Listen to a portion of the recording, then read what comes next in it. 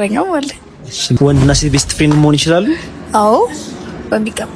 ቤስት ፍሬንድ አለሽ? አለኝ። ፍቅረኛስ? ፍቅረኛው አለ። ቤስት ፍሬንድሽ ከደውቢና ወዳለው በይው። ከዛ የሱን ሪአክሽን አብረን ያ መልስ ይታወቃል። አይሆንም እንደሚል ምን እንደሚልሽ ማለት ነው። አይሆንም ነው። እርግጠኛ ነሽ? አዎ ደውቢኝ።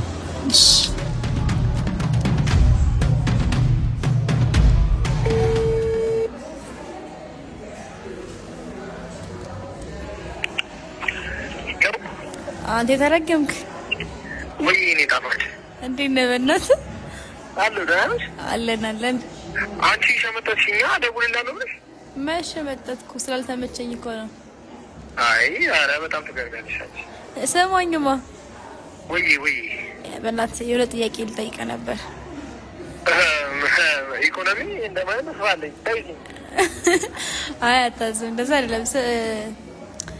በቃ ከሱ ጋር መለየት እፈልጋለሁና አብራኝ ብትሆን እፈልጋለሁ። የምርሽ ነው? አሁን በሰዓት እንደዛ ይቀልቀልዳለሁ። አይ ያው ስልሽ እኔም ላንቺ ያለኝን ቦታ ታውቂያለሽ።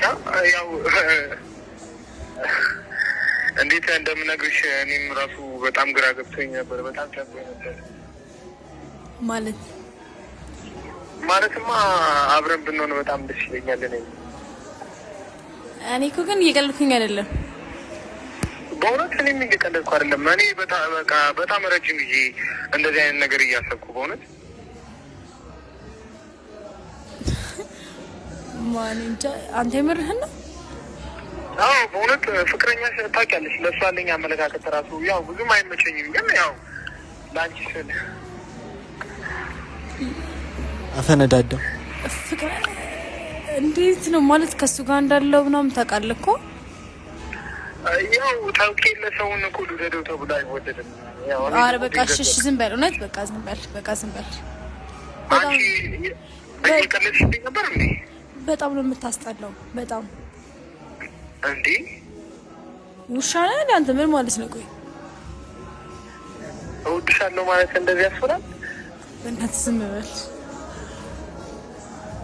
ያው እንግዲህ ይወዳታል። እንግዲህ ያው ምን ይባላል፣ እንኳን አንቺም ፍቅረኛም ቤስት ፍሬንድም ኖረሽ ያው እንግዲህ ሁላችሁም ምን እንደተሰማ ኮሜንት ላይ ንገሩኝ። ይመቻችሁ። አመሰግናለሁ።